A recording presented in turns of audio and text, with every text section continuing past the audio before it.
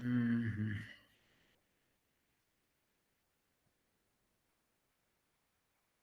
Patel sir का नाम क्या बताया आपने सर? प्रोफेसर हितेंद्र पटेल। जितेंद्र। हितेंद्र मैं डाला है, ग्रुप में डाला है मैंने। हितेंद्र अच्छा ठीक। हितेंद्र सर। हाँ सर, ज्वाइन कर लीजिए सर, आपका स्वागत है। जी जी जी सर। जी जी जी जी। हाँ।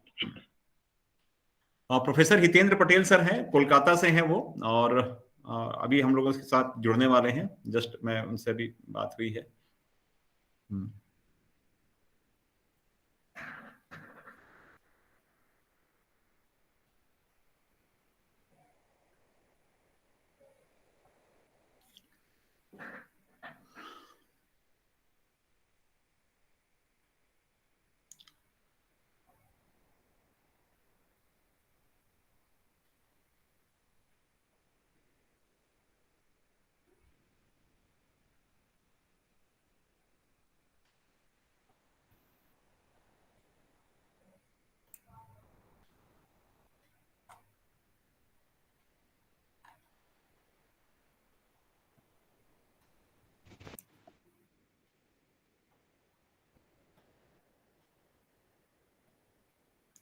हम वेट कर रहे हैं सर का जुड़ने का, बस विद इन कुछ सेकंड में वो जुड़ जाएंगे। प्रोफेसर हितेंद्र पटेल सर, जो नमस्कार। हाँ सर, सर आपका स्वागत है मेरे शहर में, सागर में। आप कलकत्ता से हैं और कलकत्ता से सागर की दूरी एक सागर से दूसरे सागर तक पहुंचने का। और लंबे समय के बाद सर भोपाल के में हम लोग मिले थे, उसके बाद ये आपसे मुलाकात हो रही है वर्चुअल प्लेटफॉर्म पे। और ये अत्यंत सुखद है आपसे बात करना। और साथियों मैं बता दूं, प्रोफेसर हितेंद्र पटेल को सुनना मतलब हमेशा ऐसा लगेगा कि लगातार इनको सुनते जाएं। और जैसे वो कुछ उपन्यासकार अपनी जब उपन्यास हम पकड़ते हैं तो नॉवेल छोड़ने का मन नहीं करता। जब हम किसी साहित्य किसी कविता को सुनते हैं तो लगता है कि बस अब सुनते ही चले जाएं। तो वैसे ही कुछ हैं हमारे आज के resource person professor Hitendra Patel sir. और मैं तो चाह रहा था कि सर का बैक टू बैक एक साथ 2-3 घंटे हम लें, लेकिन कुछ ऐसी व्यस्तताएं रही सर की कि आज एक लेक्चर है और कल शाम को एक लेक्चर होगा सर का। और सर के बारे में बस बताऊं कि मतलब मेरी हैसियत नहीं है उनके बारे में बात करने, लेकिन फिर भी मैं कुछ बताना चाहूंगा साथियों कि सर जो है department of history Rabindra Bharati विश्वविद्यालय कोलकाता से हैं। और वो Indian Institute of Advance Studies Shimla के फेलो रहे हैं। और इनका जो सर का जो स्पेशलाइजेशन है वो intellectual history, social and political history of modern and contemporary India, Dalit, marginal groups of history and history of displaced people and literature and history. आप देख पा रहे हैं कि इतना वास्ट और मतलब डाइवर्स इनका पूरा प्रोफाइल है सर का। और सर की बहुत सारी ऐसी किताबें हैं जो आधुनिक भारत का ऐतिहासिक यथार्थ, historians reality of modern India 1919 से 1962 का है। राजकमल से इनकी सर की किताब प्रकाशित है। और राजकमल और साथ में Indian Institute of advance study Shimla से 2022 में सर की ये किताब प्रकाशित हुई है। Aspects of history of Hindi speaking people of Calcutta in Sabyasachi Bhattacharya मतलब द्वारा एडिटेड जो है। और इसमें एक comprehensive history of modern Bengal जो एशियाटिक सोसाइटी से पब्लिश है 2020 में। इसी प्रकार की सर की किताब है role of intellectuals and Hindu Muslim divide in communism in post colonial India changing contours, Routledge से पब्लिश है 2019 में। 2 मिनट है ना, बात करता हूँ आपसे। फिर communalism and the intelligentsia in Bihar, Orient Black Swan से पब्लिश है दिल्ली से। और इसके अलावा खुदीराम बोस और revolutionary extraordinary publication division government of India Delhi से पब्लिश है। और इसके अलावा सर की अनगिनत आर्टिकल्स हैं जो नेशनल इंटरनेशनल जर्नल्स में, साथ में इंग्लिश में। और सर जो है बहुमुखी प्रतिभा के धनी तो हैं ही, लेकिन लैंग्वेज के भी धनी हैं। आप जितना फ्लुएंट वो अंग्रेजी में है उतना ही हिंदी में है, और साथ ही साथ बंगला, वाह क्या बात है। और शायद मैं गलत ना हो तो भोजपुरी में भी वो बहुत दखल रखते हैं। तो सर को सुनना हमेशा अद्भुत होता है। और मैं सौभाग्यशाली हूँ कि सर से मैं मिला हूँ और बहुत करीब से उनको सुनने को मौका मिला है, देखने को मिला है।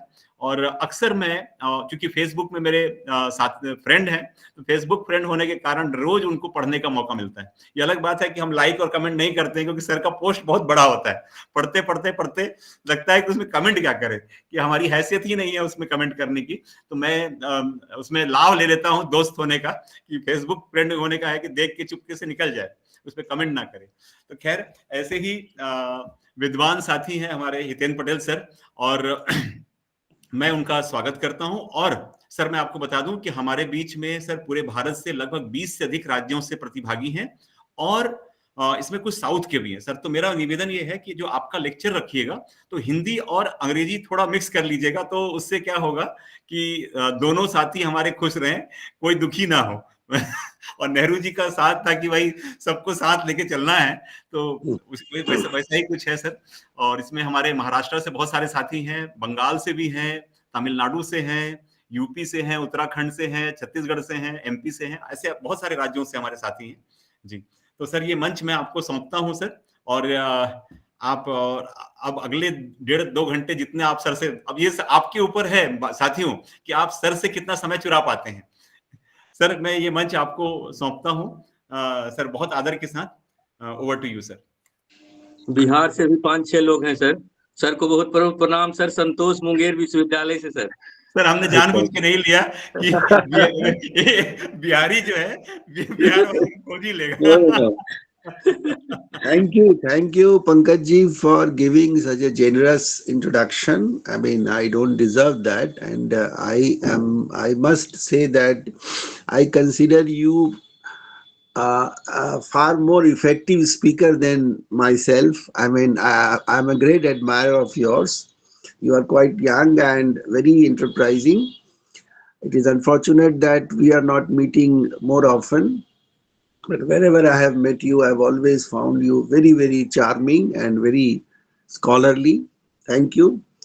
And it's really an honor for me that I am getting this kind of an opportunity to interact with my friends. These days, what I do normally is to raise some questions.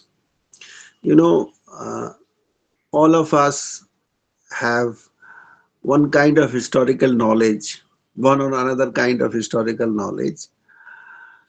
But I sincerely believe that our historical knowledge needs to be updated, not in the sense of bringing new information into it, but also the way we look at it. You know, in history, there are two kind of problems. One is that we don't have histories of different kinds of subjects. It is possible that we may not have the kind of historical inquiries. आवाज नहीं आ रही। Sorry? नहीं sir, आवाज आ रही है, शायद आपका network में कुछ समस्या है सर, बाकी लोग देख लें, है ना। मुझे आवाज आ रही है, सर की आवाज एकदम क्रिस्टल क्लियर है जी। आवाज आ रही है हमें। आवाज आ रही है sir. Sir, you are very much audible, no problem. Okay, thank you very much. But the person who is facing the problem, I mean, he should wait, and if he still is unable to get the voice, then please raise the hand so that we can make necessary adjustment. If required, I can rejoin. Sometimes it happens, but anyway. The first point which I would like to mention here is that nowadays, history of India is facing a crisis of a different kind, you know, not about the inadequacy of information or knowledge or as such, but the way we look at our past. This is where I think we need to be in a dialogue with our fellow colleagues. And I'm saying this with a lot of respect to all those who have certain opinion about a subject such as Jawaharlal Nehru or his politics or national movement or an organization. I have respect for that. But you know, as a student of history, we are not supposed to. Sir, आवाज नहीं आ रही है। Okay, what can we do? So should I rejoin? If that is, I request, Hello. excuse me, I request the dear fellow, please check your connection. We are very much, लगता है पूरा very much system audible जो here. है Kindly बंद check हो your गया है. internet connectivity. Very much audible, sir. Hello. sometimes, Like not very clear, audible. okay. So the first point I tried to make, I would like to make is that we need to uh, see things in a way in which even the known things can be questioned. Our own positions are to be qualified, and try to see or try to bring on the table something which might not have been noticed even by ourselves. So this is a good time to rethink about some important issues, and one such issue is the assessment of the Indian national movement. I think Indian national movement needs to be, what should I say, his political history of India needs to be written afresh, with some new perspectives. That is the thing which I wanted to say. Now, if we try to talk about Indian national movement, we find that some personalities have been given the centrality, and that centrality was deserving, we thought, sometimes back, but now many of us believe that this centrality was not justified. And one such person about whom our earlier generations had a lot of respect and in fact in awe with them, now he is being targeted and he has been criticized. Sir आवाज नहीं आ रही है. What can I say? I mean, Excuse me, sir. Excuse me, sir. audible. Dr. Vijay, please check your connection. Actually, आवाज आ रही है, sir, sir is, बिल्कुल. Dr. Patel is absolutely audible. There is no problem, sir. Please check your connections. हाँ, सबको आवाज आ रही है sir. I should. Sure, please, sir, continue. Please continue. Okay. Please, sir. So that is the first thing. One such person जिनके बारे में हम आज ज्यादा बात करेंगे वो है जवाहरलाल नेहरू, और जवाहरलाल नेहरू की पॉलिटिक्स, और जवाहरलाल नेहरू के बारे में कैसे बात की जाए वो इम्पोर्टेंट है, क्योंकि Nehru as a political figure and his influence does not need to be emphasized before this audience, because they all know that he was a central figure, political figure of Indian national movement in 1930s and 40s, and he remained the prime minister for 16 long years when India got independence. So obviously, if you look at Indian history, for 30 long years, he was probably the most important political figure in India. And I'm not leaving out Gandhi, and I'm not leaving out Patel and other leaders, but in a way, the way India proceeded politically from 1930 to 1962 at least, India was dominated by one kind of vision of India, and that vision gets represented by the man Jawaharlal Nehru. And that is why Jawaharlal Nehru's political significance is very, very important. I'm not excluding the possibility of critiquing his politics, his personality, his impact, and his mistakes, and so many things we can talk about it. But let us agree on that point. that in between 1930 to 62, he was the most important political figure. But today, what I would like to do is to go behind that. कैसे बने थे Jawaharlal Nehru? History में एक बात ये भी होती है कि जब हम किसी पर्सनैलिटी को एक हिस्टोरिकल फोर्स के रूप में देखते हैं तो उसका जो ह्यूमन साइड होता है उसके बारे में ज्यादा नहीं सोचते. He was a man. He came from a particular background. His making is also very significant. Nowadays, people are so divided about Nehru that those who want to eulogize him, glorify him, do not find any fault in him, and those who want to criticize him do not find any merit in him. So let us go beyond those kind of polarities. हम लोग क्या करेंगे कि हम लोग एक तरह से जवाहरलाल नेहरू के जीवन के बारे में कुछ सहज तरीके से बात करेंगे. And I think that can be a way of looking at this important person who dominated Indian politics and Indian dreams. What I call Indian dream, I will come to that later. Bharat सिर्फ एक देश ही नहीं था 30 और 60 के बीच में, भारत एक सपना भी था. ऐसा भारत जो दुनिया में अपनी एक अलग हैसियत रखेगा, स्वाधीन होगा, आगे बढ़ेगा, आत्मनिर्भर बनेगा और हम भारत के लोग दुनिया के मुकाबले में खड़े होंगे. ये जो ड्रीम है, dream of an independent, self-reliant, economically powerful country, ये जो ड्रीम है, इस ड्रीम को कई रूपों में हम देख सकते हैं. कई इसके विजन है, सिर्फ जवाहरलाल नेहरू नहीं है, लेकिन जवाहरलाल नेहरू का जो विजन है, it remained operational for 30 long years or slightly more than that. So that is something we will talk about later. But let us begin with the simple story of the man who comes from Allahabad. आप में से बहुत सारे हमारे दोस्त होंगे जिन्होंने जवाहरलाल नेहरू की आत्मकथा पढ़ी होगी.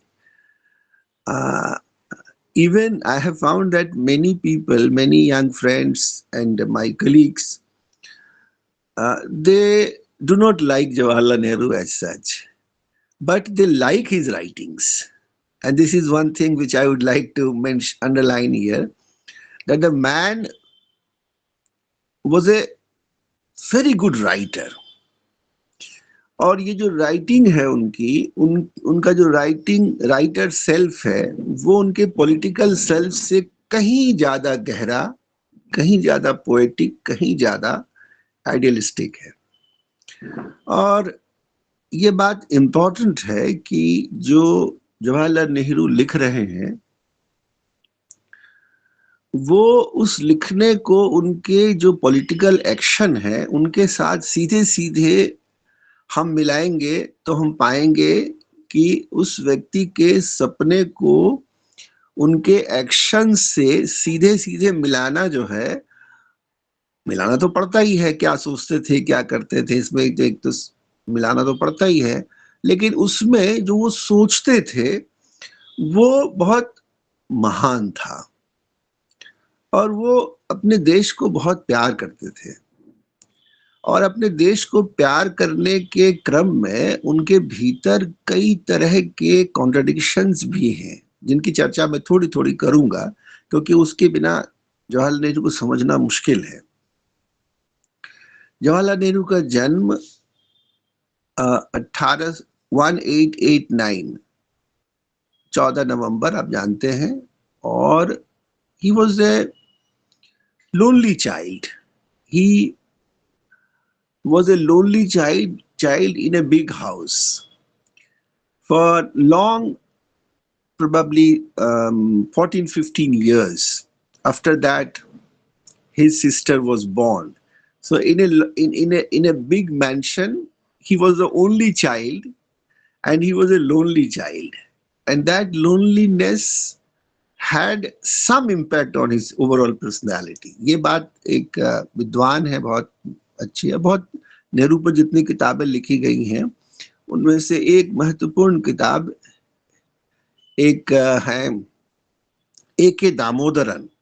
ए.के. दामोदरन की किताब जो है वो आप अगर देखिएगा तो आपको इस तरह की चर्चा आपको उसमें मिलेगी।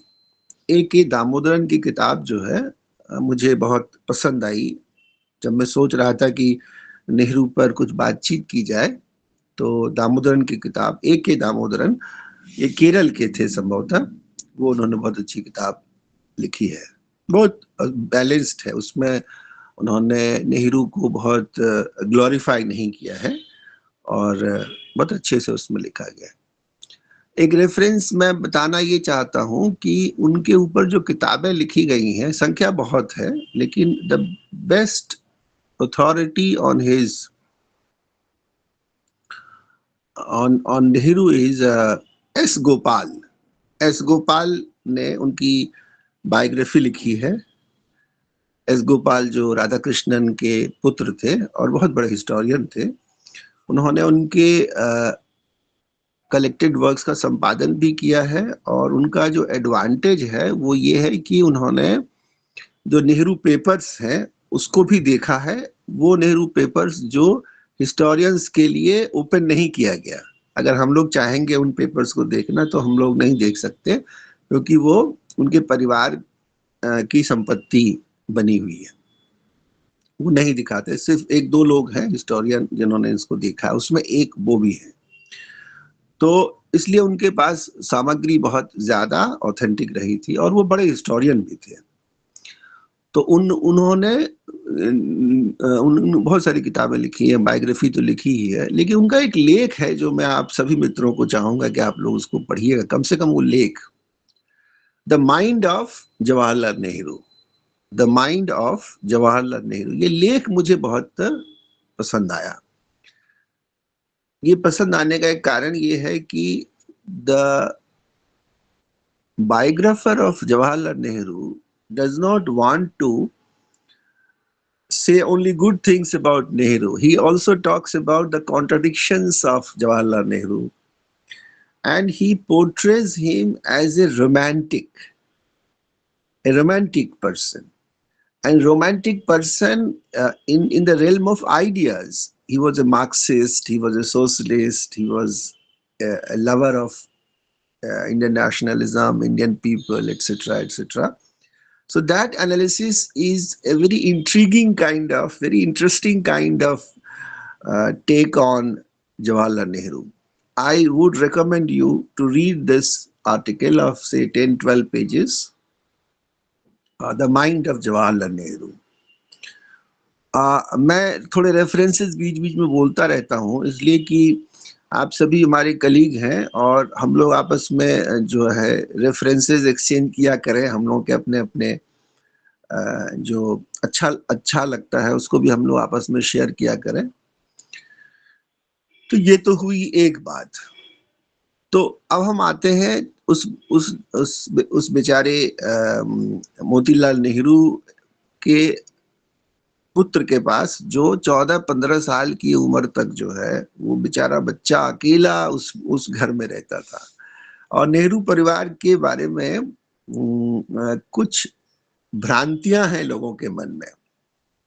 नेहरू परिवार के बारे में बहुत अधिक जानकारी लोगों के पास है नहीं मुकम्मल तौर पे। तो थोड़ा सा आप लोग, अगर आप उस नेहरू परिवार के बारे में जानना चाहते हैं तो एक अच्छे राइटर हैं, हिस्टोरियन हैं, B.R. नंदा, उड़ीसा के हैं थे और दिल्ली में रहते थे। बहुत अच्छे इतिहासकार कहे जा सकते हैं, बायोग्राफर तो कम से कम वर्ल्ड क्लास है। B.R. नंदा, उन्होंने 3 लोगों की जीवनियां लिखी हैं एक साथ, 3 बायोग्राफीज। वैसे तो और भी लिखी है उन्होंने, लेकिन बायोग्राफी एक साथ उन्होंने 3 लोगों की लिखी है। एक है गोखले, एक है मोतीलाल नेहरू और एक जवाहरलाल नेहरू। या कि मैं गलत कह रहा हूं, गांधी की उन्होंने लिखी थी सबसे पहले 58 में। तो ये जो बायोग्राफीज हैं, इन बायोग्राफीज में आप वो समय आप देख पाएंगे जो समय आज से दिखलाई नहीं पड़ता है। उस तरह से होता क्या है कि कोई समय बहुत दूर का समय नहीं होता है, लेकिन वो फिर दिखलाई देना कम पड़ने लगता है। तो I have a feeling that historian should not be like an ordinary person. Ordinary persons always remember those things which are clearly visible from our present. But historians should have a knack to reach out to those years also which are not visible today. So historians are in a way a very conscious person who wants to remember things as they were. And that is why I think when we talk about Indian national movement, we should also talk about different phases of national movement.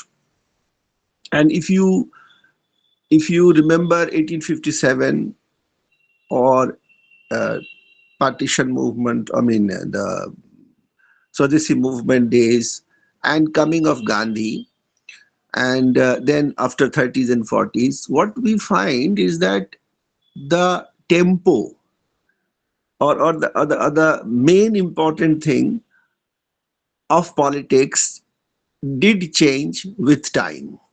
And I'm saying this with a lot of care, that when this young man, 14, 15 years of age, he is thinking about Indian politics, he's thinking at a time when things were not very clear to us.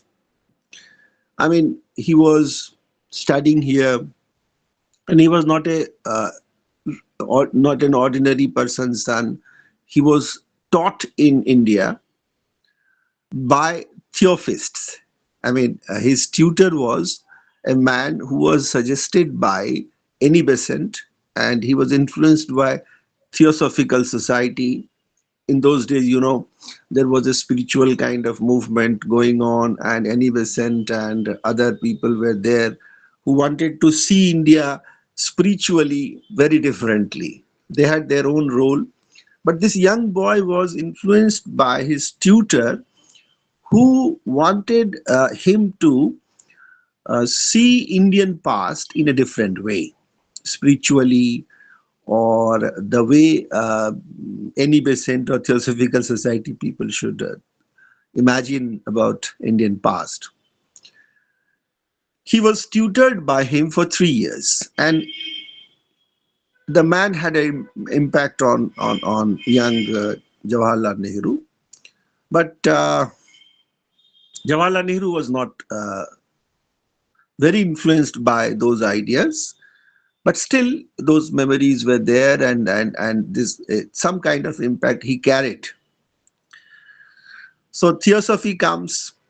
Then in around 1906, he was sent to England for study, and from 6 to 12 he remained in England, first in Cambridge and then in London. The first 4 years, he was a science student. He studied there, and he was not a very vocal student. And his presence in student politics or even in debating societies was minimal. He was not very expressive of his ideas. Even in debating societies, he hardly spoke. But he was a keen learner, and that is some very interesting. We all now praise Jawaharlal Nehru for his articulation, but in those young days, he was a learner, and he was only picking things from there, but he never really expressed himself in public speeches or anywhere. In fact, he was fined by the debating club of which he was a member. He was fined because he did not speak minimum times a debating society member should speak. But that is how Jawaharlal Nehru grew. and later on in 12 he was a qualified barrister. He was a qualified man, legally law degree he had, and he was supposed to take the accept the life of a successful lawyer's son, and then he himself could have been successful. Now he is 23 years of age. Okay, he is back in India thinking of a career, learned man, lover of books, aware of what is going on in Europe, and he had a scientific temper. And now at this point of time, he is back to Allahabad. He's back to India, where his ideas, his knowledge is not really in tune with the people and its politics. And that is very important. I'm making this observation carefully. In India, the politics was moving in a direction where educated people were expressing themselves, but the entire country was asking for, or in fact slowly moving towards, an age where politics should reach out to other people than very educated people. It should not confine itself to only educated people. Now this phase of getting down to other spaces, that is below middle class people, that had two phases. One was dominated by Annie Besant, Tilak and other people, where they tried to reach out to people who cannot be considered middle class people. Tilak had a massive role in making of Indian nationalism, we all know. But this son of a lawyer, Motilal Nehru, which way he should go? So in 1912, he first attended the Indian National Congress session at Patna in 1912. And he was a learner, I told you. He was not a person who could go somewhere and just try to speak and make his presence felt. He was a very keen observer, and this tendency of Nehru remained with him throughout his life. He was not a very impatient man that way. He was like Gandhi, a person who wanted to understand something and look for a proper argument, proper place before he could speak or do something. So he went to Patna in 12 and waited for some more years before he could think of joining the politics. And you all know that this young man of 27 years of age, he was exactly 27 years of age, when he met Mahatma Gandhi. So Mahatma Gandhi was in 1916 in Lucknow, they met. Mahatma Gandhi was a misunderstood, or in fact a very kind of mystical figure, political figure in those days. Everybody used to think about him very differently. A saintly figure sometimes that he's not a politician, or some people thought that he is trying to do something which is not applicable here in Indian context. It is 1916. Please remember, ये जो हो रहा है ये चंपारण के पहले हो रहा है. Jawaharlal Nehru, young man of 27 years of age, he is meeting Gandhi ji at Lucknow 1916 साल. तो नेहरू जी जो हैं वो अपने पिता से प्रभावित थे, स्वाभाविक है, और पिता नहीं चाहते थे कि हमारा बेटा जो है ये गांधी जी की तरफ जाए. ये बहुत इंपॉर्टेंट है। 1916 में जब गांधी जी की तरफ जाने की बात वो सोचते, हालांकि अच्छे लगे थे उनको, लेकिन बहुत ज्यादा नोटिस उनको नहीं किया था उन्होंने। ध्यान रहे कि नेहरू और सरदार पटेल दोनों ही ने जब गांधी जी को पहली बार देखा था तो वो उनसे कोई बहुत ज्यादा प्रभावित हुए थे ऐसा नहीं था, लेकिन जब उनको उन्होंने सुना और सुनना शुरू किया तो धीरे धीरे उनके मन में गांधी की बातों का ऐसा प्रभाव पड़ा कि जीवन के अंत तक ये दोनों गांधी को छोड़ नहीं पाए। बट वो भी एक प्रोसेस है। गांधी का जो प्रभाव है इन दोनों पर, वो प्रभाव कैसे बना और किस तरह से बना रहा, इन बातों पर इतना कुछ लिखा जा चुका है, लेकिन फिर भी मुझे लगता है कि अभी बहुत कुछ और लिखा जाना बाकी है। बहरहाल, हम 1916 के उस नौजवान को अब आप देखते हैं कि वो क्या करने जा रहे हैं, अब वो क्या करेंगे। गांधी जी धीरे धीरे राजनीति पे छा रहे हैं। ये स्पष्ट होता है जब चंपारण, खेड़ा, अहमदाबाद वगैरह में जब वो आंदोलन होता है और उस आंदोलन में पूरी तरह से तो नहीं लेकिन आंशिक सफलता मिलती है, और उसके बाद एक मोमेंट आता है जो मोमेंट बहुत इंपॉर्टेंट है, जो मोमेंट है Jallianwala Bagh.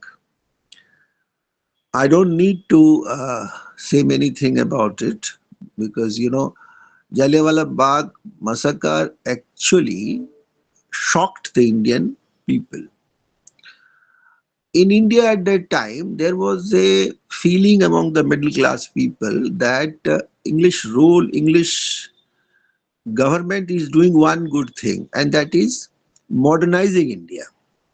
So if they are modernizing India, then they are doing good because India is now in connection with the world. तो ये इस कारण से क्या था कि जो मिडिल क्लास के लोग थे वो सोचते थे कि अंग्रेजी राज अच्छा है।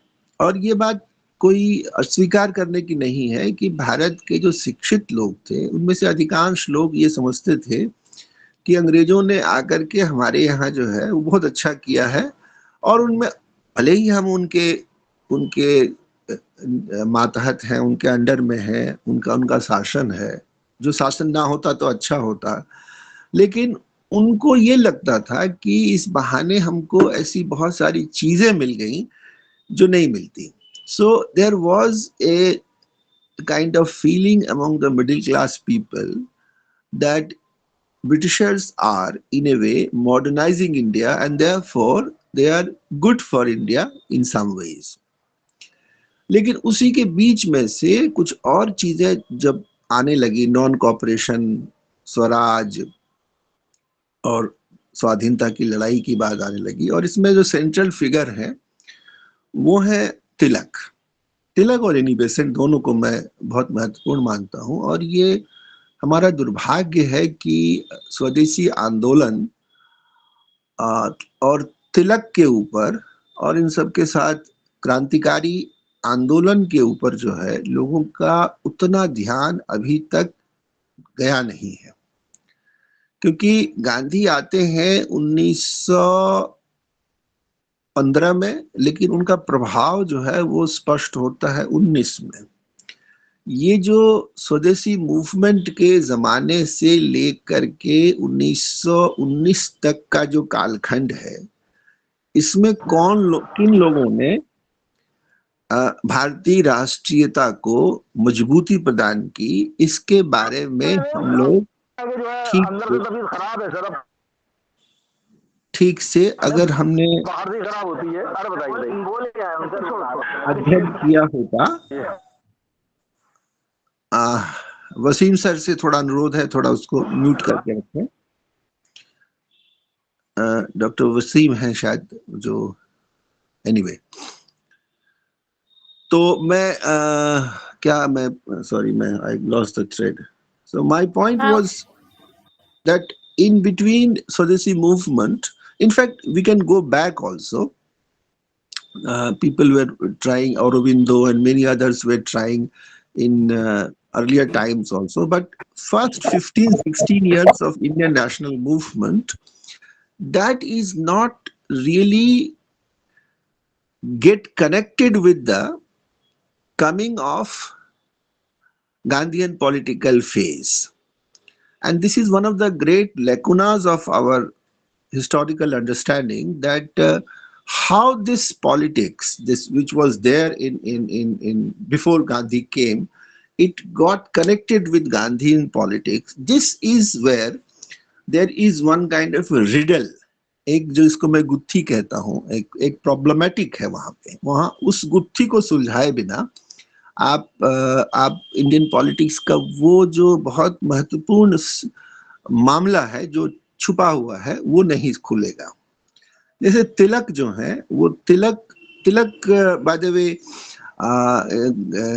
हमारे नेहरू को बहुत प्रिय थे, और नेहरू नौजवानी में, लेकिन अपने पिता से अधिक, पिता उनके नरमपंथी वालों के साथ थे, लेकिन इनके हृदय में अगर उनकी आत्मकथा को आधार बनाया जाए तो हम कह सकते हैं कि युवा जवाहर जो है वो लेकिन गर्म पंथी धारा के ज्यादा नजदीक हैं, शिक्षित हैं और गर्म पंथी धारा के नजदीक हैं।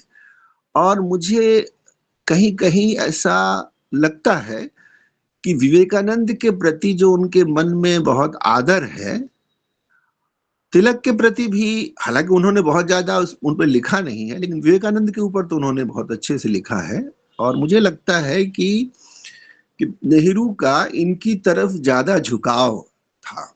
और ये बात मैं इसलिए कहना जरूरी समझता हूँ क्योंकि दिस फेज, जिसको हम लोग स्वदेशी मूवमेंट से लेकर के गांधी के आने तक का जो समय है, ये 14-15 साल, इस 14-15 साल के राष्ट्रवादी आंदोलन के साथ गांधी का क्या रिश्ता है, इसको अगर नहीं समझा गया तो हम बहुत बड़ी चीज से वंचित रहेंगे। This is very unfortunate that people do not actually take into cognizance the intricacies involved in this kind of transition from one phase of nationalism to another phase of nationalism. One simplistic formulation has been that Indian politics was dominated by middle class people till Gandhi came. So middle class people had dominated politics. It was middle class politics till Gandhi came, and Gandhi came and he took over the leadership and politics becomes something else. Its character changed. So middle class people were no longer the central force which actually dominated the politics. It is the mass politics now. So Gandhi came and mass came. This is a kind of formulation which is predominant formulation in Indian politics, political history. And I think we need to question that. You know, middle class was dominating in between Swadeshi movement phase and 1919. If it is true, there were many people in different parts of India who were trying to expand the basis of Indian nationalism. They were बहुत सारे नए लोगों को जोड़ रहे हैं, युवाओं को जोड़ रहे हैं, और उनको देश प्रेम के साथ जो जोड़ रहे हैं, उनका हम क्या करेंगे? ये जो मध्य वर्ग है, जो मिडिल क्लास है, ये मिडिल क्लास तो है, पढ़ा लिखा हर आदमी मिडिल क्लास का मेंबर तो नहीं होता ना। जो लोग जैसे हमारे बिहार में एक श्री कृष्ण सिन्हा थे, और जैसे स्वामी सहजानंद थे, और बंगाल में हमारे बहुत सारे लोग हैं जो जिनकी कहानियां जब हम पढ़ेंगे तो वो लोग जो हैं वो गंगा में प्रविष्ट होकर के शपथ ले रहे हैं तिलक के नाम से कि हम देश को अपने सब कुछ दे देंगे। और वो लोग कोई बहुत बड़े जमींदार परिवार के लड़के नहीं थे, वो लोग ऐसे लोग थे जो देश प्रेम से आप्लुत थे। आप्लुत मतलब ओवरवेल्म थे। they were very emotional people. तो ये सारे लोग जो थे, ये लोग जो थे, जो भारत के कोने कोने में, महाराष्ट्र में, तो मैं क्या कहूँ, महाराष्ट्र का इतिहास तो लोगों को दिखता नहीं है। अभी अभी भी थोड़ा थोड़ा महाराष्ट्र की कहानी अब आनी शुरू हुई है। महाराष्ट्र की कहानी ले लीजिए, पंजाब की कहानी ले लीजिए, ये सब जो कहानियां हैं, ये अगर जुड़ जाती है नेशनल मूवमेंट के उसके साथ, तो हम लोगों को भी उसमें ये बात कहनी पड़ेगी कि हमारे यहाँ बहुत सारे लोग बहुत तरीके से गदर मूवमेंट से, इससे उससे जुड़े हुए थे। So the point is that it was not the middle class politics only, and Gandhi came and he brought peasants into it is a fact. But thereafter something happened. The movement brought in large number of people who are peasants, who are ordinary workers, and many more. But the leadership remained in the hands of the middle class. And this is where the Marxist analysis comes into the play. The movement is now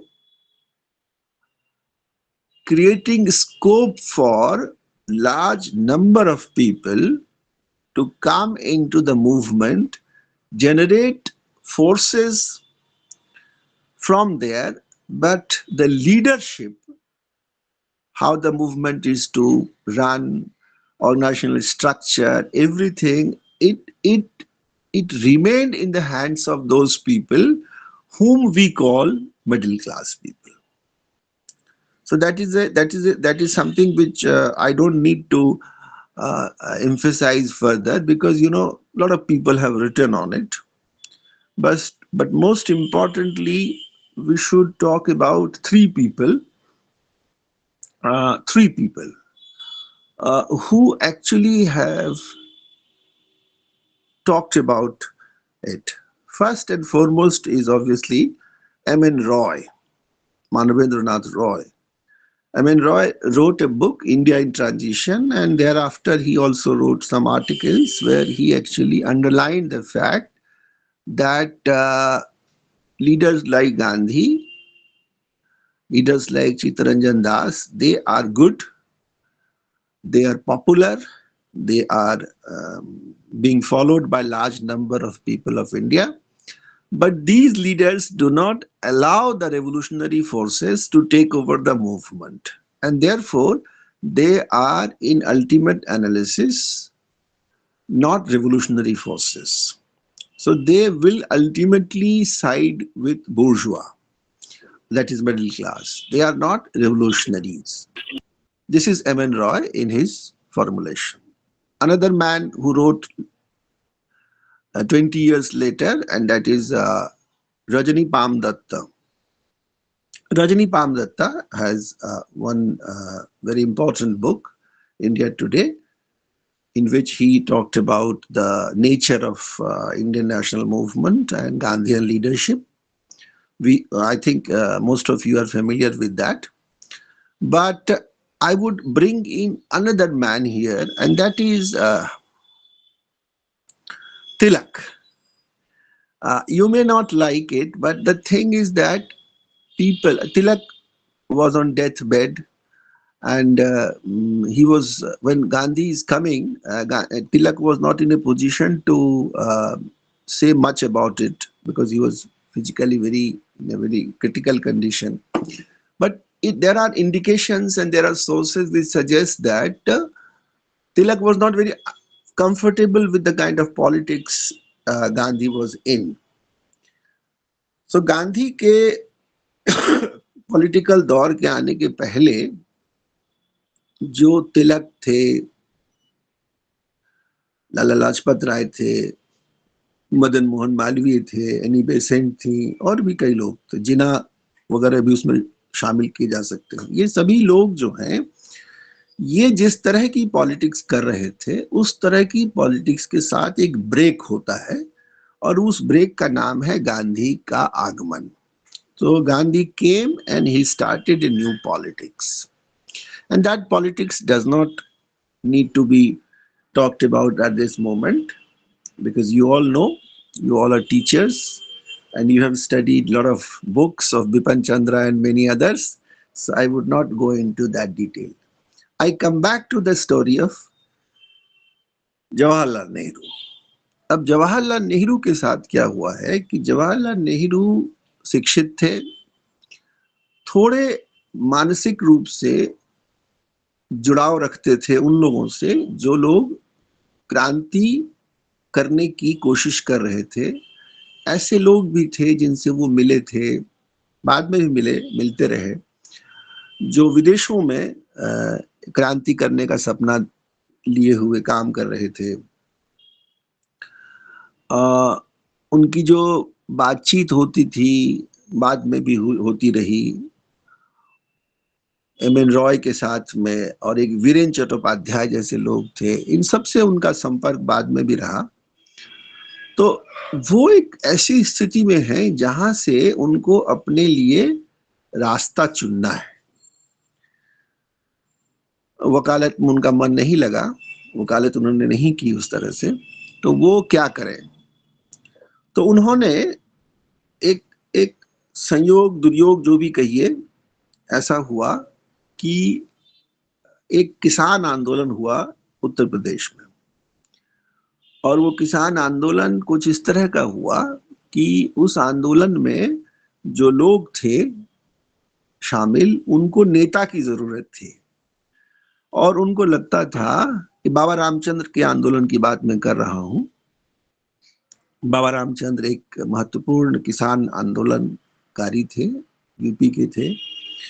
उन्होंने उनके समर्थकों को ये लगता था कि हमें मोतीलाल नेहरू से समर्थन मिलेगा, लेकिन मोतीलाल नेहरू से समर्थन पाने के लिए जब वो इलाहाबाद पहुंचते हैं तो मोतीलाल कहीं बाहर निकले हुए थे, और मोतीलाल बाहर निकले हुए थे तो उनके जो सुपुत्र थे जवाहरलाल नेहरू, उनको ही लेकर के वो लोग आ गए उस जगह, और वहां पर किसान आंदोलन के साथ इस कैम्ब्रिज में पढ़े हुए रोमांटिक राष्ट्रीय चिंता से आलोड़ित उनका जो मन था, और अंग्रेजों के प्रति उनके मन में जो एक क्रोध था, लेकिन इस क्रोध की छवि हमको मिलती है जब वो अपनी आत्मकथा में बतलाते हैं कि एक ट्रेन में वो यात्रा कर रहे थे, ऊपर की सीट पर सोए थे,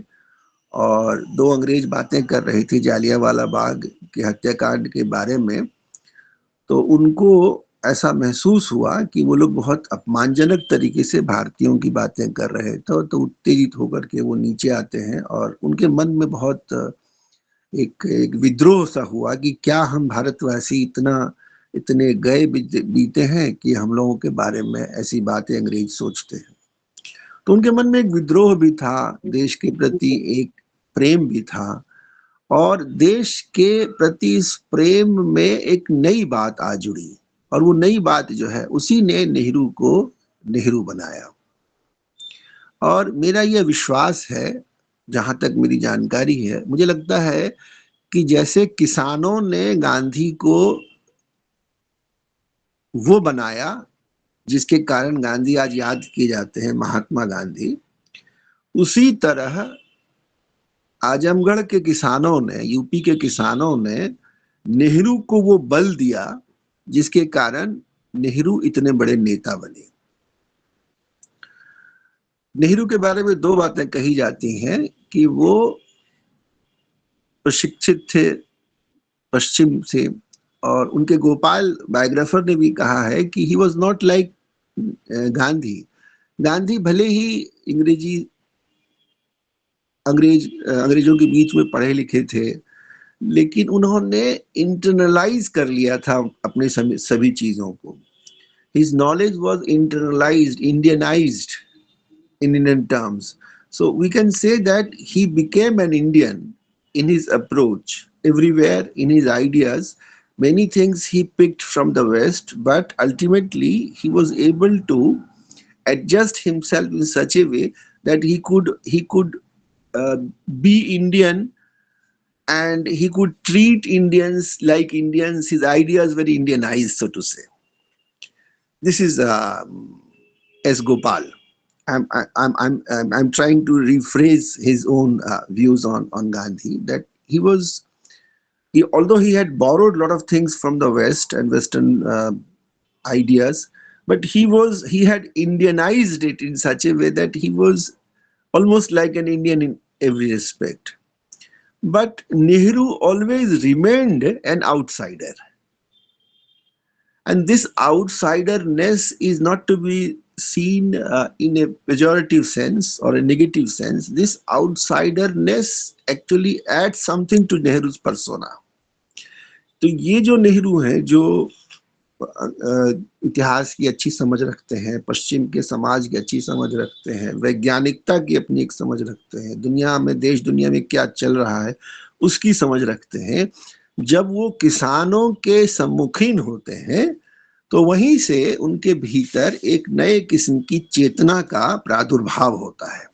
and this is my humble submission that as the peasants of Champaran made Mahatma Gandhi, the peasants of Azamgarh, that experience transformed Nehru. And he had the people's love for the leader gave him immense faith in the people of India. His ideas might have been he might have been Western. He was an outsider. If I go take seriously the observation of S. Gopal, but still the love for the people of India and faith in Indian destiny was very pronounced in Nehruvian perspective. He might have defects, but these two things are very important. He had immense faith in people and the future of India. And that faith actually gave him some kind of a special power which the Nehru of young Nehru did not have before that.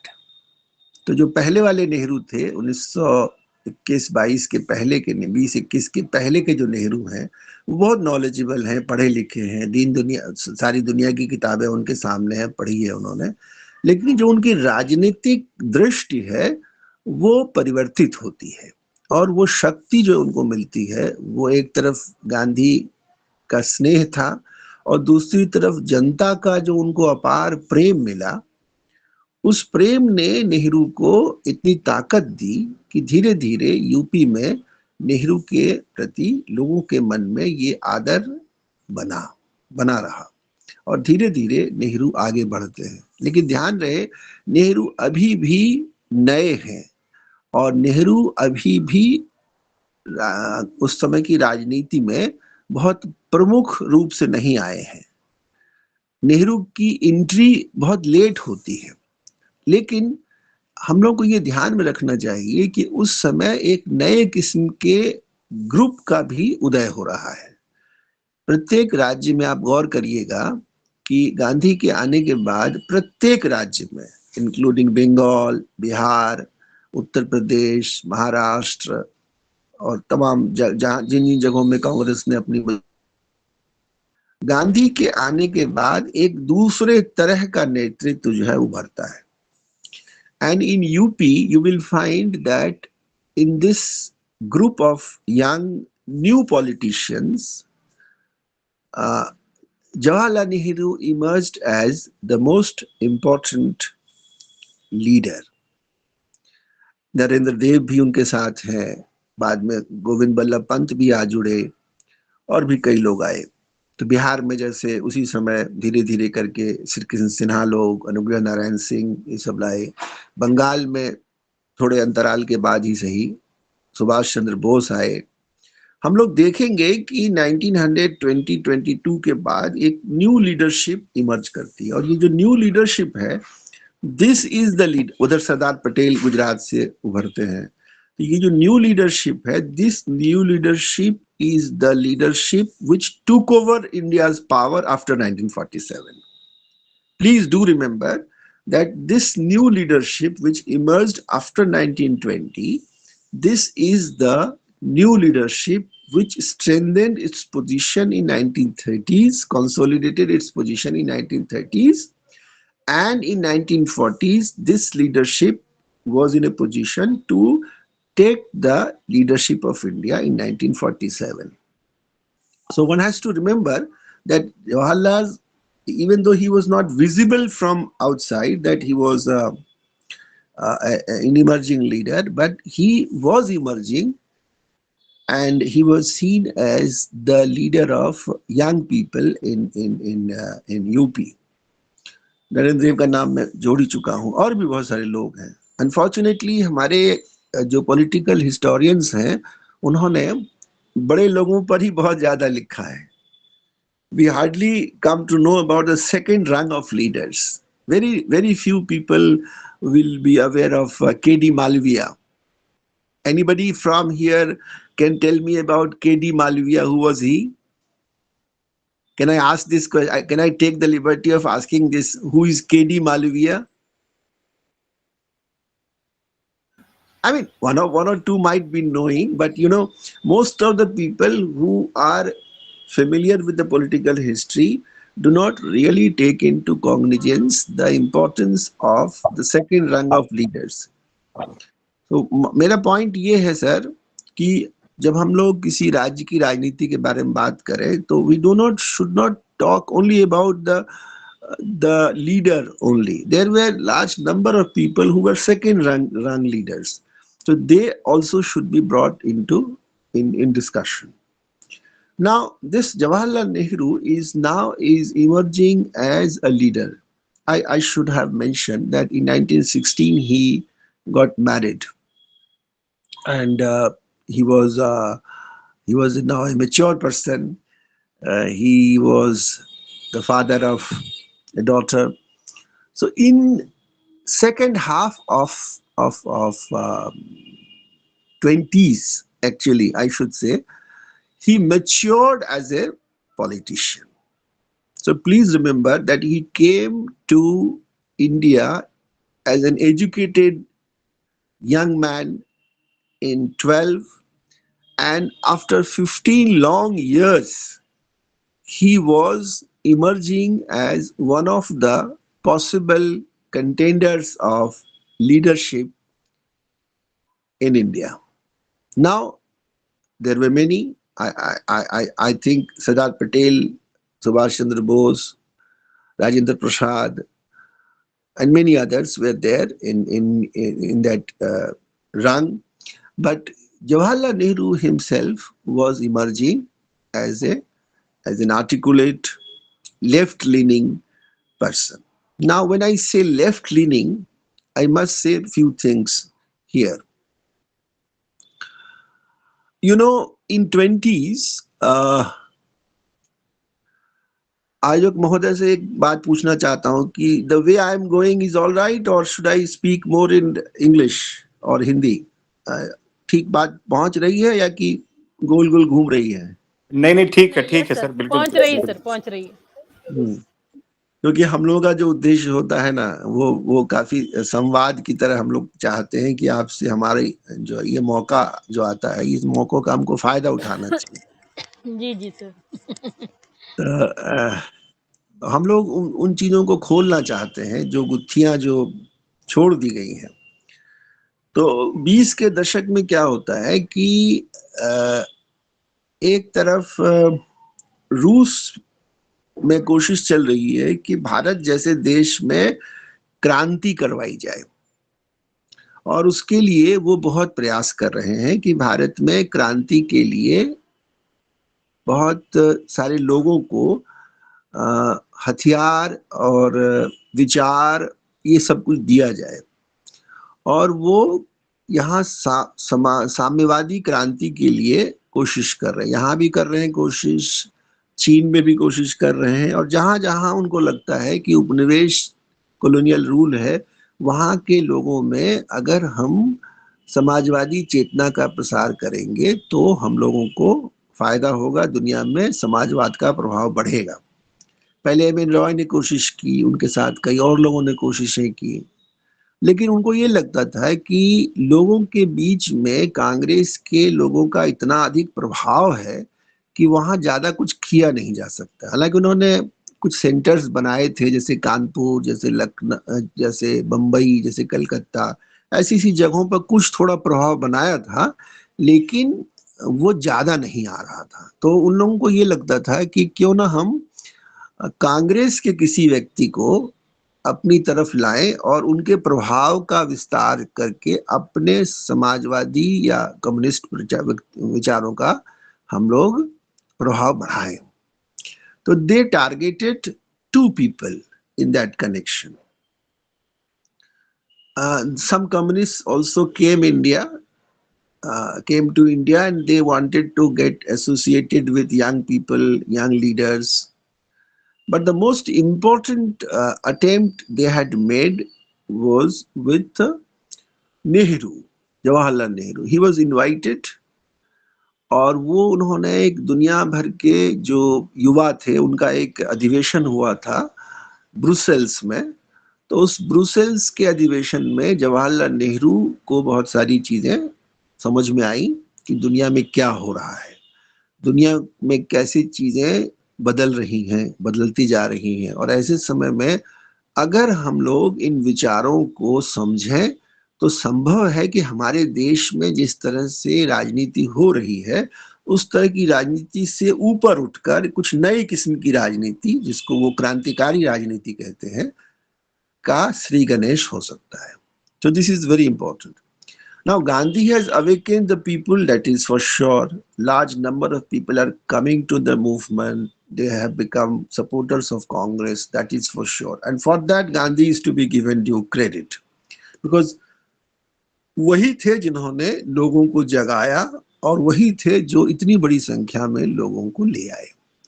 लेकिन लाने के बाद क्या करना है, इसका उनके पास वो प्रोग्राम नहीं था जो पॉलिटिकल प्रोग्राम युवा लोग चाहते थे कि उनका हो। हम क्या करेंगे, आजादी मिल जाएगी तो हम क्या करेंगे, इस पर जो है असहमतियां थी। And I think here Nehru had a role to play, very massive role to play.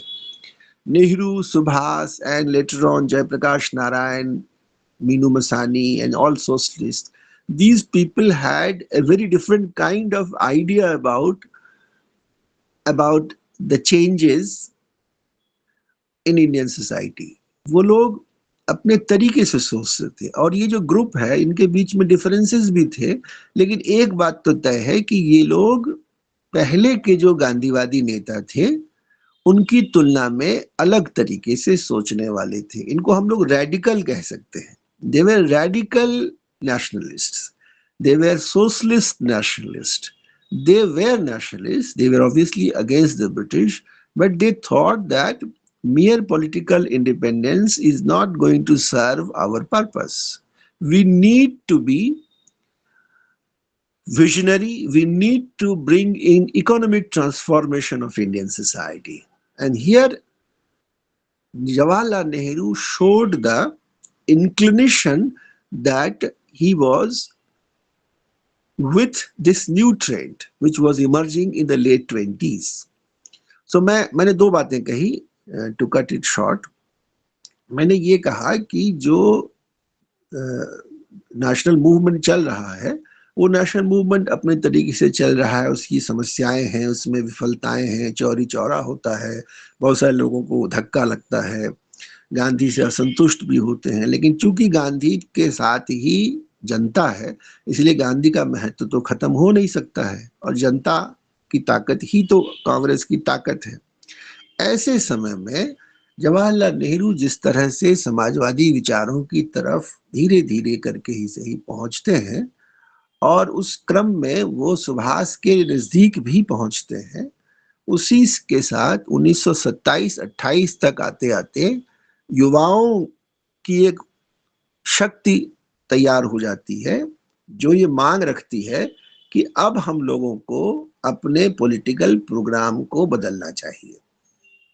In fact Madras में ये होता है और कलकत्ता में ये मद्रास और कलकत्ता के अधिवेशनों में ये तय हो गया कि ये जो युवा लोग थे सुभाष, नेहरू और भी कई लोग थे, ये लोग पूर्ण स्वराज की तरफ बढ़ना चाहते हैं। डोमिनियन स्टेटस से इनका मामला अब संतुष्ट नहीं हो सकता। So they are aiming to make Indian national movement more radical, more positive, and they were clearly taking some issues which were not taken up before. तो ये जो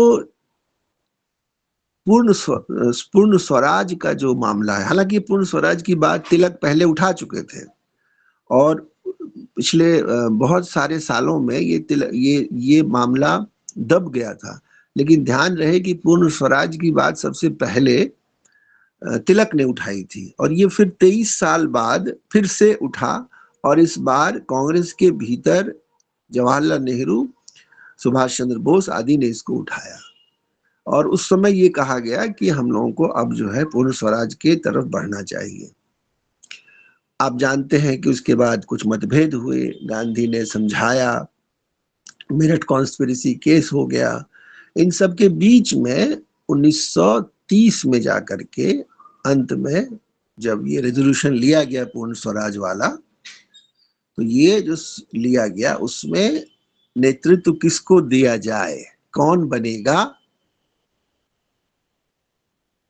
इस महत्वपूर्ण सेशन का सभापति, कौन बनेगा। तो मुझे पक्का पता है कि आप में से अधिकांश लोगों को ये बात मालूम है कि कायदे से बारडोली के जो नेता थे सरदार पटेल, उनका ही चयन होना चाहिए था सभापति के रूप में और ये निश्चित था कि उनका ही होता, लेकिन उस समय अस्वस्थ मोतीलाल नेहरू ने एक चिट्ठी लिखी गांधी को और गांधी को ऐसा लगा कि ये जो महत्वपूर्ण अधिवेशन होने जा रहा है उस अधिवेशन पहले देख नहीं, मेरे वाले ये हैं सेकंड रेनो रोटी अंदर चलो एक बार देख लाउड है दीदी। सीमा मैम माइक ऑफ कर दीजिए प्लीज। जी, दुनिया में बहुत सारी चीजें चलती रहती हैं पैरेलली, तो वो पैरेलली जो चीजें चलती रहती हैं उसमें से ही हम लोगों को, इतिहासकारों को कुछ ब्रॉड, कुछ कंसेंसस जैसा कुछ करना पड़ता है। तो ये जो इंडियन हिस्ट्री में जो ये जो मोड़ आता था, मोड़ आया है 1930-29 के पास में, इसके नायक जो हैं वो जवाहरलाल नेहरू को बनाया जाता है। और यहाँ मुझे कुछ कहना है। सर जी 1 मिनट, मोतीलाल नेहरू ने चिट्ठी दे दी गांधी को, वो पता हो? हाँ, ये सबको पता होगा, इसलिए मैं उसको दोहरा नहीं हूँ, बहुत बार मैं बोल चुका हूँ। तो मोतीलाल नेहरू ने ये लिखा था उस पत्र में, जहां तक मेरी स्मृति है, कि निसंदेह सबसे ज्यादा योग्य व्यक्ति इस समय अध्यक्ष होने के लिए वल्लभ भाई पटेल है, लेकिन अगर किसी कारण से किसी दूसरे नाम पर विचार किया जाए तो जवाहरलाल नेहरू का उन्होंने नाम लिया था। इस तरह का कुछ उन्होंने पत्र में, तो Gandhi ji reading between the lines में बहुत बेजोड़ थे। गांधी जी के बारे में मैं एक बात बताऊं, Gandhi ji was far more intelligent than many of us believe him to be. तो उन्होंने इस बात, उस वक्त बहुत बीमार भी थे मोतीलाल नेहरू, तो गांधी जी को लगा कि ये जो है ये अगर उनको दे दिया जाए, उनको अध्यक्षता दे दी जाए तो फिर ये अच्छा रहेगा। 1929 में मोतीलाल नेहरू बने थे अध्यक्ष और 30 में उनको जो है उनके पुत्र ने को अध्यक्ष बना दिया जाए।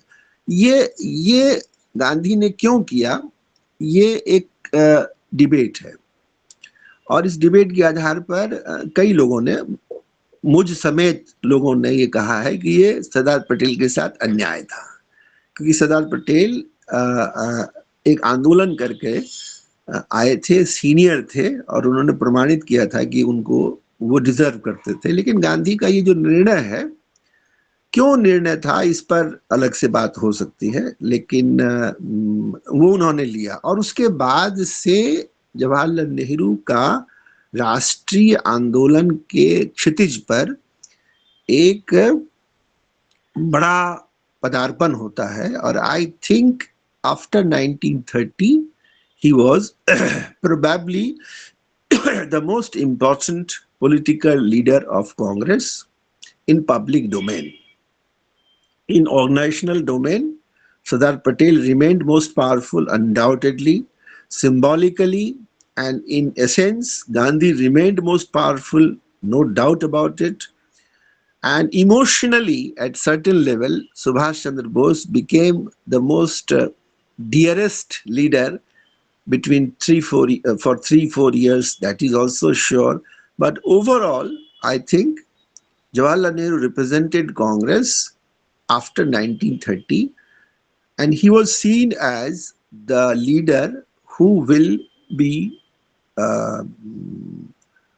the next important person after Gandhi. And later on, people found out that he was, उनको उत्तराधिकारी के लिए जब पूछा गया तो उन्होंने जवाहरलाल नेहरू का नाम लिया था।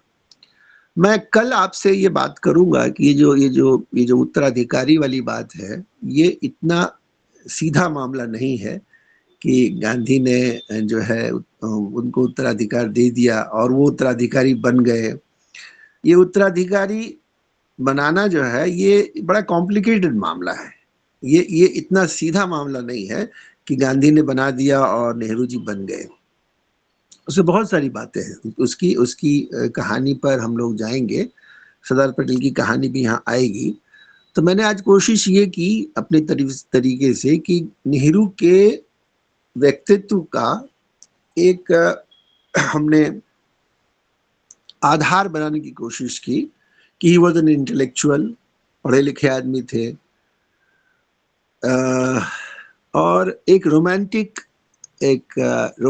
रुझान वाले व्यक्ति थे। और रोमांटिक का अर्थ यहाँ व्यक्तिगत रोमांस से नहीं है, एक किस्म की दृष्टि का मामला है। और ये शब्द भी मैं बोरो कर रहा हूँ एस गोपाल से, क्योंकि उन्होंने उनको एक रोमांटिक थिंकर के रूप में देखा है, जो चीज़ों को रियलिस्टिकली नहीं देख के एक रोमांटिकली देखने की कोशिश करता है। लेकिन उनके साथ एक खास बात ये थी कि उनको भारत की जनता पर विश्वास था और भारत के भविष्य के प्रति वो आश्वस्त थे। ये 2 पॉइंट अगर हम भूल जाते हैं तो फिर हम नेहरू का मूल्यांकन नहीं कर पाएंगे। अब ये उनका विश्वास कैसे था, क्यों था, और क्यों नहीं उन्होंने अपने जो रेडिकल विचार थे उनके, वो मार्क्सिज्म अच्छी तरह समझते थे, वो क्रांतिकारी बातें भी करते थे। मैं एक उदाहरण देता हूँ, 1931 में उनका एक भाषण हुआ था। ये जो चल रहा है 1929 के बाद वो गांधी से लड़ जाते हैं, हमको क्यों नहीं रेडिकल प्रोग्राम की तरफ जाना चाहिए, सब भी कह रहे हैं। गांधी से उनका खूब झगड़ा हुआ है और गांधी जी के बारे में इतनी क्रिटिकल बातें नेहरू ने लिखी है अपनी आत्मकथा में। आप पढ़ेंगे तो आपको आश्चर्य होगा कि इतना वो कैसे पब्लिकली लिख पाए। तो एक जगह आता है, उन्होंने एक भाषण दिया है और वो भाषण छपा भी है, विदर इंडिया करके, 31 भाषण है, इलाहाबाद में दिया था। वो थे रेडिकल नेहरू। उसमें वो कहते हैं कि अरे राष्ट्रीय स्वाधीनता ये तो बहुत पुरानी बात हो गई, अब तो हमको रिवॉल्यूशन करना है और हमको आर्थिक क्रांति करनी है। 1931, ध्यान रहे, ये जवाहरलाल नेहरू कह रहे हैं 1931 में। राजनीतिक आजादी ये सब तो पुरानी बातें हो गई। We are now into revolution, we want now revolution and we want to transform India economically. So 31 में नेहरू के मन में जो चल रहा है वो राष्ट्रीय आजादी का सपना सिर्फ नहीं चल रहा है, वो चाह रहे हैं कि हमारे देश में अब तो क्रांति होनी चाहिए। और ये पब्लिकली कहा, ये भाषण है।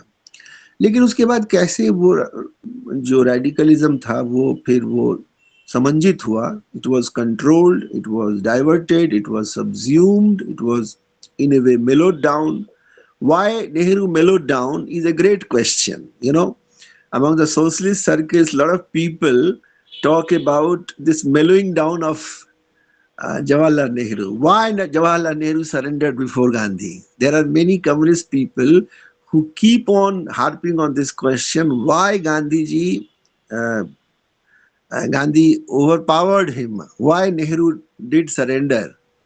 तो ये जो बातें हैं, ये बातें बड़ी दिलचस्प हैं और मुझे उम्मीद है कि ज़्यादा तो नहीं लेकिन कुछ बातों की चर्चा मैं कल कर सकूंगा आपके सामने। लेकिन मैं अगले 15 मिनट के समय में मैं चाहूंगा कि आपका कुछ फीडबैक मुझे मिले कि क्या मैं आए बाएं बोले जा रहा हूं कि कोई कनेक्शन आपसे बन रहा है, और आपके इन फीडबैक के आधार पर मैं कल की बातचीत को प्लान करूंगा। आज सुबह मैं एक लंबी फ्लाइट के बाद आया हूं, थोड़ा थका हुआ भी था, लेकिन आप लोगों से मिलने का एक आग्रह था और मुझे थोड़ी एनर्जी बचा के रखनी थी, इसलिए मैंने सोचा कि आज शुरुआत कर दी जाए और आपसे हमारी बातचीत तो होती रहेगी।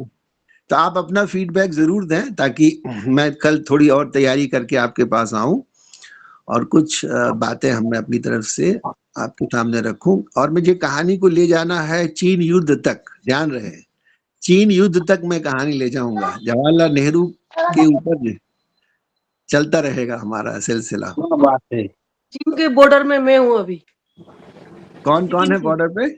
मैं हूँ सर, सिक्किम से बिमला भट्टराई। तो बिमला जी, कल अच्छा, पहुंचेंगे नमस्कार। मैम, आपके नमस्कार। पास कल पहुंचेंगे। आप लोग सबको वेलकम है सर, कल चीन तक आ जाइए। हाँ, कल thank you Bimla ji, thank you. तो अभी है हमारे पास थोड़ी, मैं कुछ सुन सकता हूँ अगर आपको आपका समय परमिट करता हो। पंकज जी, आप अगर ना हो तो जो भी एंकर कर रहे हो हाँ सर, मैं हूँ सर। वो क्या है, जाना तो मुझे था और लेकिन आपको सुनना भी एक उसका लाभ लेना और आपसे सीखना। आज मैं ज्यादा कुछ नहीं बोल रहा, मैं थका हुआ था, लेकिन चलिए बातचीत तो हो नहीं गई। सर, लेकिन कई बार ऐसा लगता है कि इतने ठहराव के साथ आप लोग बोल लेते हैं, तो हम लोगों को क्या अलग दूसरा जन्म लेना पड़ेगा क्या? मैं ऑनेस्टली बोलता हूँ पंकज जी, मैं आपके बोलने की शैली की नकल तक करता हुआ पाया गया हूँ, मैं आपको इतना पसंद करता हूँ। आप बहुत अच्छा बोलते हैं पंकज सर के लिए सर। तालियां भाई, पंकज सर के लिए। Thank you sir. अरे वो पटेल सर ऐसे ही हमको चढ़ा रहे चने के झाड़ पे। तो मेरे को एक पूछना है, आपने एके दामोदरन का जो किताब है, उस किताब का नाम क्या है सर? कल बता दूंगा आपको। एके दामोदरन, मैं आपको 4-5 किताबें दिखाऊंगा। हाँ, एस गोपाल का भी आपने नाम? हाँ, एस गोपाल का भी मैं 4-5 किताबें आपको मैं दिखाऊंगा और वो उससे मैं एक लिस्ट बल्कि मैं शेयर करूंगा कि जवाहरलाल नेहरू पर आपकी राय जो भी हो। ये तो जवाहरलाल नेहरू पर कैसे ये पंकज जी प्रोग्राम कर रहे हैं, मैं उनको तो सैल्यूट करता हूँ, क्योंकि इन दिनों सर मैं कुछ पूछ सकता हूँ यदि समय इजाजत दे तो, इफ टाइम परमिट्स? हाँ, अभी तो है, बोले ना, हमको तो मेरे पास समय ही समय है, बताएं, पूछें। नहीं, thank you sir. First of all it was very nice, very good woven I should से, बीइंग अ लिंग्विस्ट। बहुत अच्छा सा बुना हुआ जो एक लेख था, मतलब आपका जो प्रेजेंटेशन था, मतलब ऐसा बहुत कम होता है, मैं काफी जगह सुनता रहता हूँ, परंतु it was so good. My question is, आपने एक जगह कहा था in the beginning, that was I think somewhere 4:05 पर, कि Nehru was a good writer of prose. We agree with you sir 100%, but कहीं क्या इस तरह का उल्लेख भी है? Is there any reference where we found that Nehru also wrote certain poems? Because discovery of India में भी बहुत सारा रेफरेंसेस है नहीं, कुछ पार्ट्स मैंने भी पढ़े हैं, 10 उसमें अलग अलग खंड जैसे हम सब जानते हैं। तो क्या नेहरू जी ने कहीं पोएम्स या पोएट्री की भी मैं कहीं पर प्रयास किया है? क्योंकि कल पता लगा कि he was not that he was not good at poetry, I should say. तो बस थोड़ा सा ये दुविधा थी कि प्रोज में तो he was definitely, no doubt he was a good writer, and had he not being a politician, definitely he would have been a great successful writer, जो हम देख पा रहे हैं। और आप जैसे विद्वानों से सुनते और समझते हैं, तो कहीं पोएट्री का उल्लेख भी आपको दिखता है किसी अलग अलग उसमें उनकी कविताओं का? मुझे नहीं मिला, लेकिन मैं एक बात कहना चाहता हूं कि वो जिस दौर के हैं उनकी अंग्रेजी जो है, मुझे कोई बता रहा था, मैं इसके बारे में जानकार नहीं हूं, कि एडवर्डियन इंग्लिश लिखते थे। एडवर्डियन, अब पता नहीं इसका क्या मतलब होता है, वो विक्टोरियन इंग्लिश और एडवर्डियन इंग्लिश का कुछ डिफरेंस बता रहे थे। ये एक दूसरे तरह का प्रोज स्टाइल है जिसमें कि शब्दों को खास तरीके से लाया जाता है।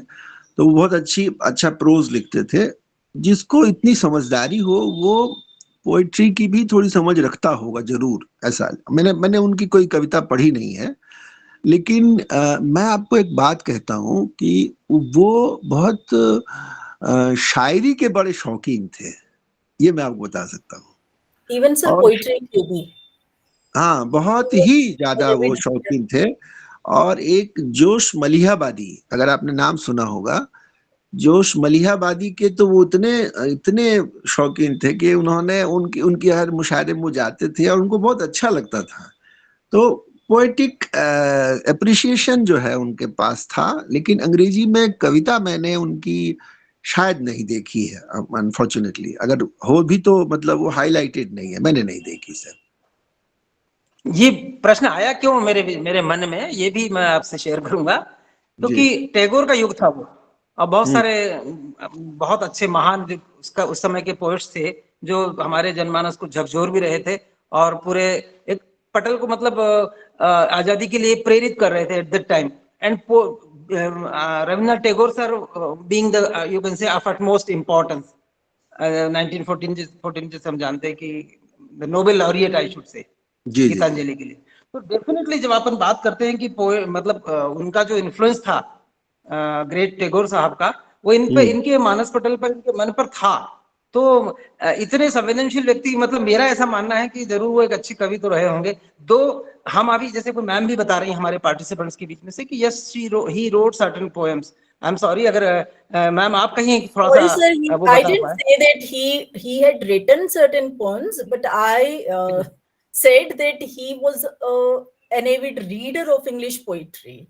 For example, Robert Frost stopping by Woods was found on his table before his death. Yeah, exactly. That was, he was a passionate reader of English poetry. That is what I wanted to say. Exactly. Okay. Thank you. हाँ sir, अभी जैसा अभी आपने बताया कि वो जोश मलिहाबादी की जितनी भी कविताएं हैं वो सुनते थे, तो जोश मलिहाबादी एक रिवोल्यूटरी पोएट थे, रोमांटिक रिवोल्यूटरी पोएट। तो इसलिए हो सकता है कि उनकी इस कविताओं का असर कहीं ना कहीं उनके खुद के स्वाभाविक साहित्यिक पे, नेचर पे भी पड़ा होगा, मुझे ऐसा लगता है। Thank you.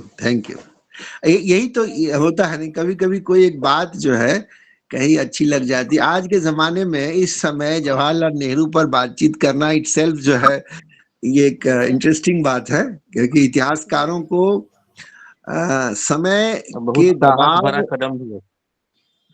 के दबाव को पूरी तरह से स्वीकार नहीं करना चाहिए। इतिहास को अतीत, वर्तमान और भविष्य, 3 युगों को, 3 समयों को लेकर चलना पड़ता है। क्या पता कल कोई और बात निकल के आए तो हम लोग इतिहासकार कैसे कि नहीं हम लोगों ने ऐसा नहीं कहा था, हम लोगों ने दोनों तरह की बातें की थी। सर बहुत सही कह रहे हैं, बहुत सही कह रहे हैं। आरती मैडम के बात से सहमत है सर। इसमें मैं आपको बताऊं, अभी कल भी प्रोफेसर अंबिका दत्त शर्मा जुड़े थे और प्रोफेसर बेदरे जो हमारे डायरेक्टर हैं HRDC के, उन्होंने एक बात की कि ऐसे दौर में जब गांधी और नेहरू को बुला देने का दौर है, तो मेरे बारे में कह रहे थे कि पंकज जी ये साहस करते हैं और ये साहस का काम है कि ऐसा कर रहे हैं। और सर मैंने फिर बताया बाद में उसका उद्घाटन सत्र के बाद कि मुझे 3 फोन आए, 3 फोन आ चुके हैं सर कि तुम कर क्या रहे हो, नेहरू पे कार्यक्रम करा रहे हो, तुम्हारा दिमाग ठीक है? तो मैं बोला ऐसे दौर में मेरा ही दिमाग ठीक है, अब बाकी मारा गया। क्या बात है सर, आपके साथ हम भी शामिल है सब। नहीं बहुत अच्छा, I am very proud of you, very proud of मुझे। पंकज सर, अभी हितेंद्र सर मुंगेर विश्वविद्यालय आए थे नेहरू की आधुनिक भारत दृष्टि पर व्याख्यान देने। वहां भी सर हमारे हेड सर गिरीश चंद पांडे को बोले कि आप ये बहुत साहस भरा कदम उठाए हैं। दूसरा आप है पंकज सर। नहीं, सब पे करिए। और देखिए, इतिहासकार को हमेशा खुला होना चाहिए। और हम लोग बिल्कुल सही बात कही सर आपने, बिल्कुल कह। मेरा क्वेश्चन है सर। हाँ, प्लीज गो अहेड। आपने जो आज कहानी शुरू की है कल खत्म होगी, तो जो आज आपने कहानी जो बताई है उसमें आपके दो स्टेटमेंट है, नेहरू और पटेल पर गांधी का बहुत प्रभाव था। दूसरा स्टेटमेंट है नेहरू शिक्षित थे लेकिन वह धर्मपंथी के ज्यादा नजदीक थे। यह दो स्टेटमेंट आज की आपने कहानी में मुझे दूसरा में किसके नजदीक थे मैं समझ नहीं पाया। वो